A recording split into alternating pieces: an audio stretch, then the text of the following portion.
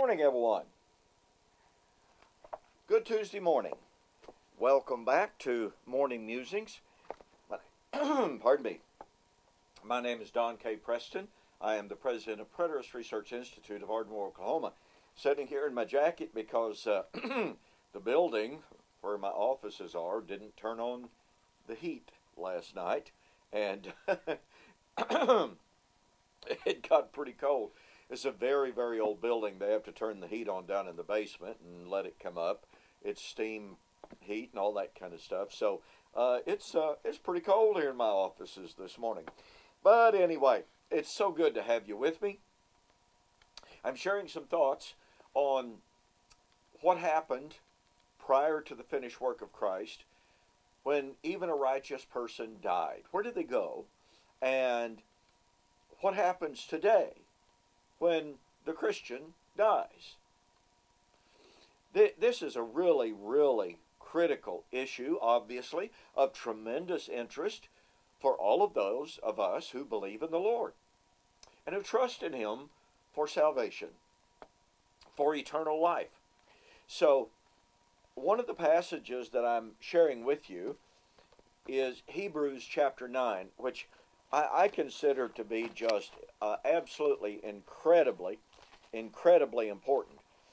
Hebrews chapter 9 says that as long as the old covenant system, with its new moons, feast days, Sabbaths, sacrifices, etc., as long as it stood valid, there was no access to the most holy place. Now here's something that is really important to understand.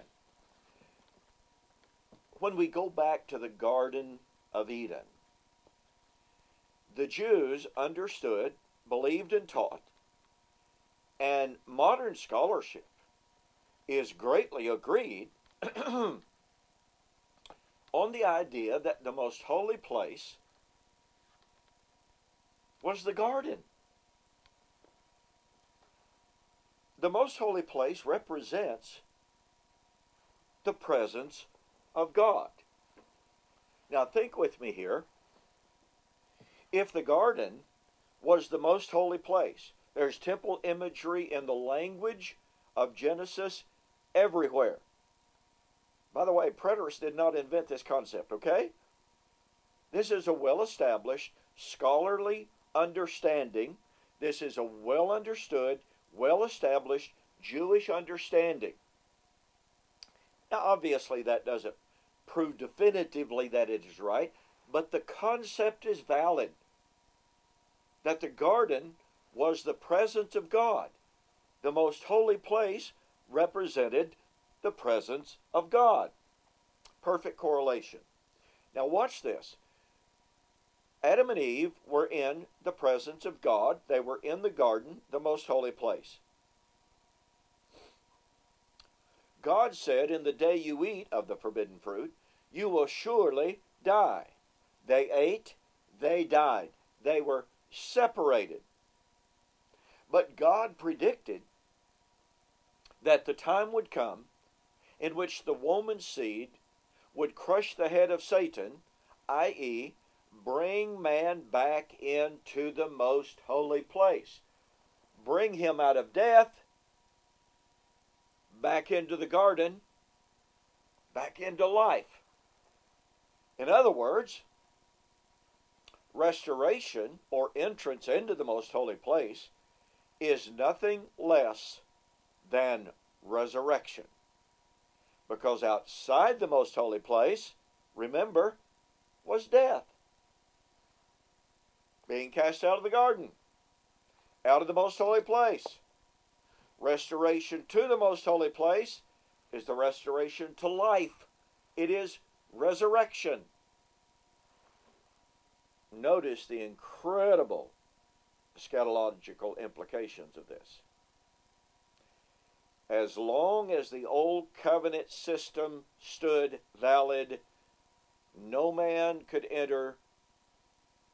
re-enter the most holy place. Let me put it like this.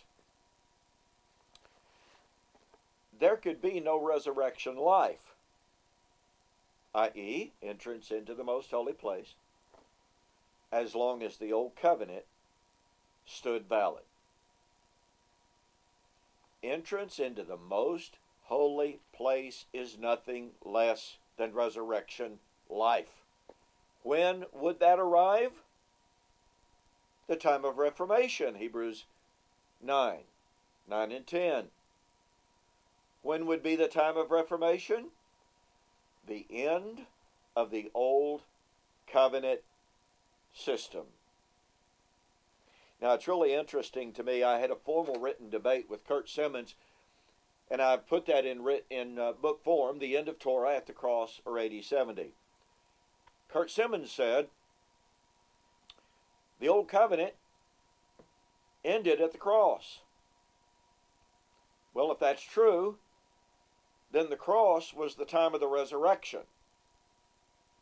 Oh, but that's not right, because the resurrection is inextricably tied to Christ's parousia, his second coming. What was interesting in the debate was that Simmons was so desperate to try to make a point, he changed his position on the most holy place 3 or 4 times in this debate, finally settling on, ostensibly at least, the identity of the most holy place as not the presence of God, not resurrection life, not salvation, but the new covenant. Well, that won't work either, but we'll discuss that in a later segment. You really need this book, The End of Torah at the Cross, or AD 70. This has one of the most extensive discussions of the most holy place in Hebrews chapter 9, 6 to 10 that you're going to find anywhere. This is an incredibly important discussion. Now, where do men go today when they die?